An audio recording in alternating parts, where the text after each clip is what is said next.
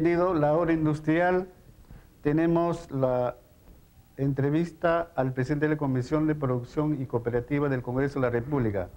En breve regresamos para hablar temas del proyecto de ley número 992 y algunos otros puntos más importantes sobre el tema de las pequeñas empresas y medianas empresas del Perú.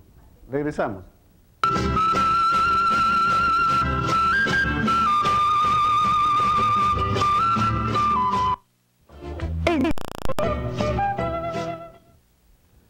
Bienvenido, señor congresista. Vamos a hablar sobre el proyecto de ley presentado por su bancada, el número 992. ¿En qué consiste este proyecto de ley?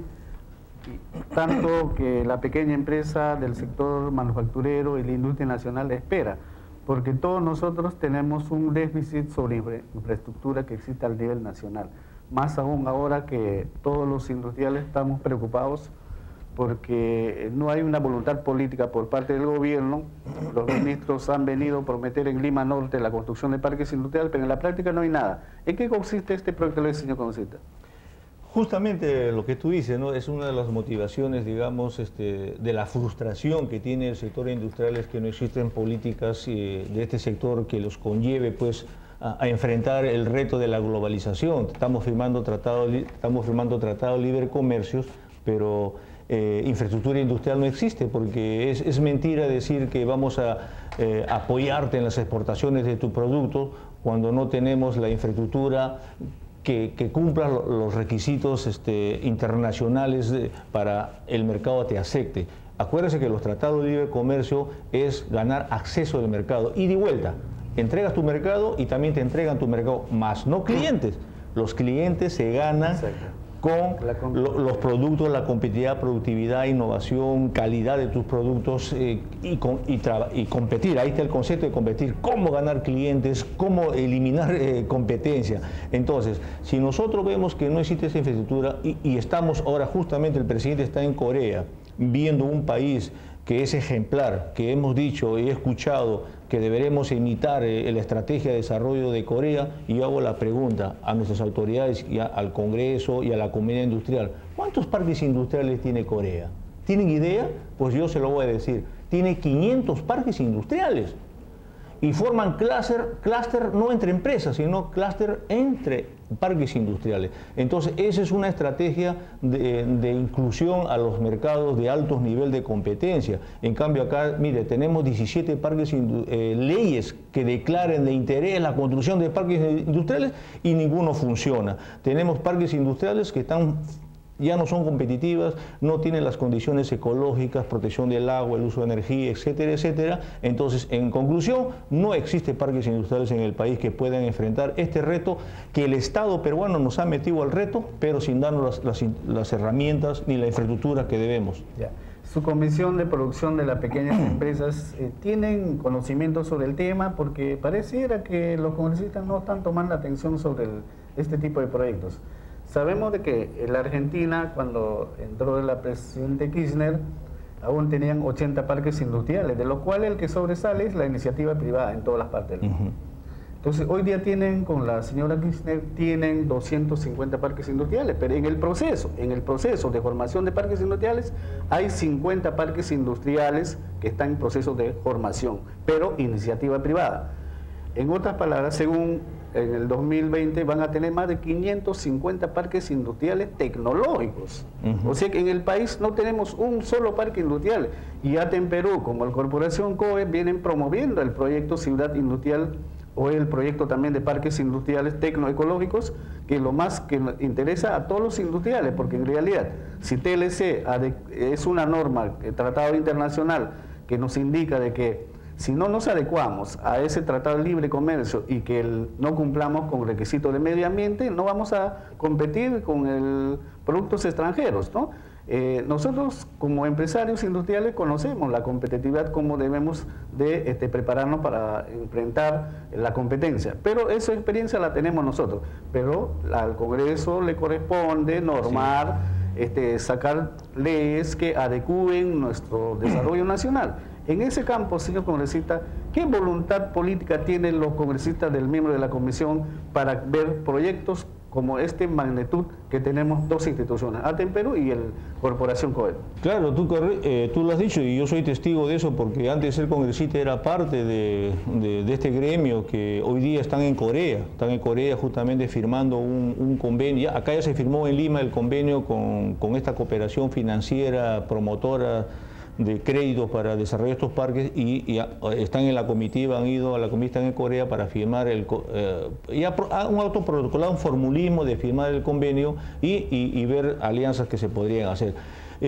Lamentablemente el esfuerzo que estás haciendo, que ha hecho COE y ATEN, pues en el Lima Norte, que queríamos hacer un parque, habíamos designado las zonas, habíamos entrado en proinversión ya con todos los requisitos técnicos, los términos de referencia, cumpliendo bien con los requisitos de la ley 1012, todo, y lamentablemente en diciembre del año 2011, pues en el gobierno de Alan García lo declaró reserva nacional, nacional las 720 hectáreas donde ni siquiera hay lagartija.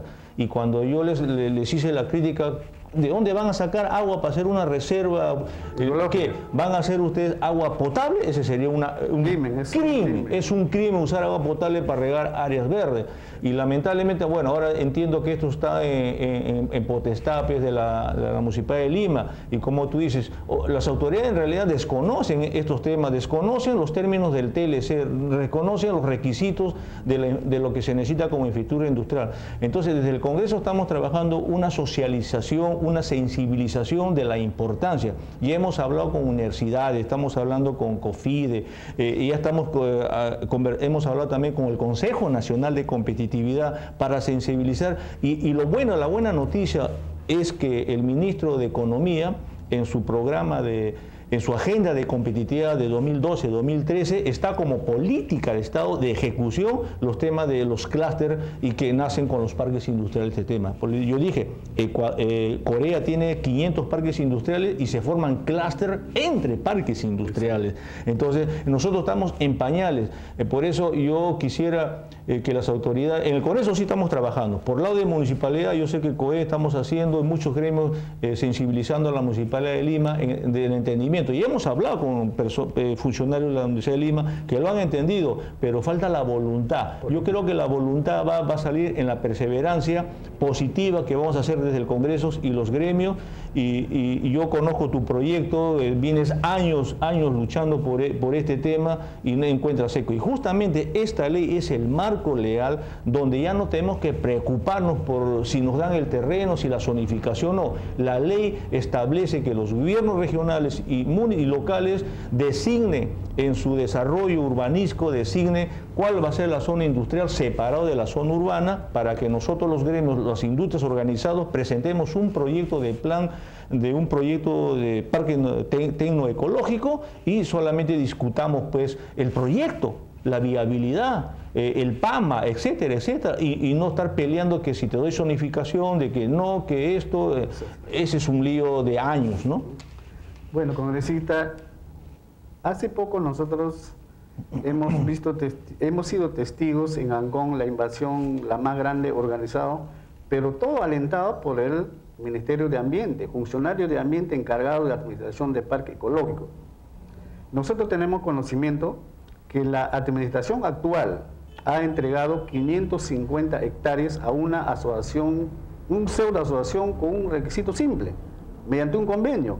Con ese convenio prácticamente han sorprendido a un sector de pequeñas empresas y un grupo de invasores, encabezado claro por los invasores, a pretender invadir el 1 de mayo por el Día del Trabajador, aprovechando el feriado largo, han tratado de invadir esos terrenos y en terrenos propiedad del Estado. Pero estos funcionarios lo que han promovido es, con ese simple convenio, y que los invasores hayan tenido un acuerdo para que puedan inscribir con 300.000 soles y 700 soles sobre el casa prefabricada, donde el policía ha confiscado más de 1.500 casas prefabricadas. Nosotros hemos intervenido coordinando con la Policía Nacional para que estos invasores no entren en el terreno, porque en realidad si entran en esa zona corre peligro el terreno que nos fue adjudicado en el año 2000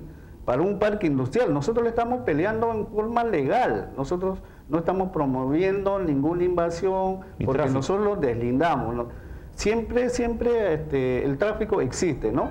Pero el fiscal o la entidad del Estado o el procurador del ambiente hasta ahora no pone ni una denuncia conociendo sobre el tema. Entonces, señor congresista, nosotros próximamente le vamos a alcanzar todos los documentos probatorios de que como el ambiente propicia el tráfico y propicia la invasión en los terrenos del Ancón. Entonces, en ese caso, ¿cuál sería el presidente de la comisión o el de justicia o fiscalización intervenga, ¿no? Para que los invasores no tengan esa facilidad con un documento que facilita un ministerio, a pesar que nosotros le hemos presentado un perfil del proyecto financiado, un dinero disponible para invertir en parques industriales para generar empleo, pero sin embargo con un simple documento de convenio que el funcionario del ambiente le entregue a un traficante, y luego hemos visto el tremendo problema que ha suscitado en los días feriados largos que ha pasado.